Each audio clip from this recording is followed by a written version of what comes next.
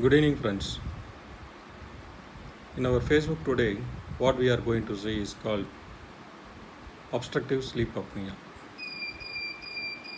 What is the correlation between obstructive sleep apnea and this cardiologist? Why cardiologist is talking about this? Obstructive sleep apnea is nothing but patient will have difficulty or delayed breathing in between the sleep. Sometimes sleep breathing will stop and suddenly he get up with a choking sensation. That is called the obstructive sleep apnea. There are a lot of different types of apnea. Apnea means there is lack of breathing. There is some sudden abrupt loss of or sudden stop of breathing. That is called obstructive sleep apnea. What will happen when you have OSA means usually your throat muscle relax abnormally. So whenever your throat muscle relax abnormally, what will happen? No, your breath tube will narrow.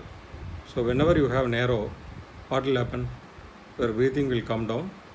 Instead of oxygen, your lung will get more of carbon dioxide. So the brain sees this and it will give you a sensation to the lung to wake you up. So suddenly we wake up with some choking sensation. So when you wake up, this muscle relaxation will become narrow. So automatically your breathing will be all right. So what is the first symptom we notice is usually patient will have daytime sleepiness and snoring and high hypertension, loss of interest, and they will be very obese and they have some irritability in the daytime. These are all the commonest symptoms. And whenever your BMI is high, you are overweight and you are snoring and daytime sleeping with severe headache in the morning, then these are all the causes for OSA. Usually your partner or your mother, sister or whoever in the family will notice suddenly, hey, you have some disturbed sleep in the night, when suddenly your breathing stops. When we touch you, then you woke up and become all right, like that. So this is very important.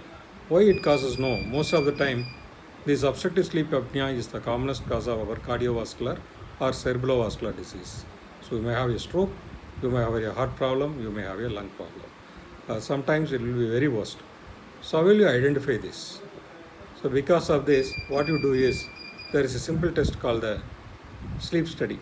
What they will put you in a small machine is attached to you with a saturation indicator in your finger and everything. They will just monitor your sleep for over the night, and after that they see how many percentage of your sleep is disturbed and what is oxygen saturation, like that. So according to that your treatment plan will vary.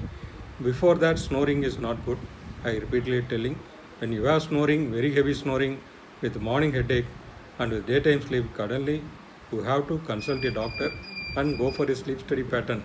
So if it is very less and if you need some machines, we may have a BiPAP or CPAP facility, so that can reduce your oxygen load and carbon dioxide load and your breathing will become normal. Or some surgeries are available that also can be done. And also you can do for some breathing exercise. You are very obese, then the first thing is you have to reduce your weight and slowly your snoring will come down automatically. So the take home message today is obstructive sleep apnea with snoring, headache and daytime sleepiness. It's alarming that you may have end up with a cardiovascular or cerebrovascular event in the near future. So be careful and attend to your physician and explain all your symptoms and treat it vigorously. So this is very important. So do it yourself. This is for all. Thank you very much.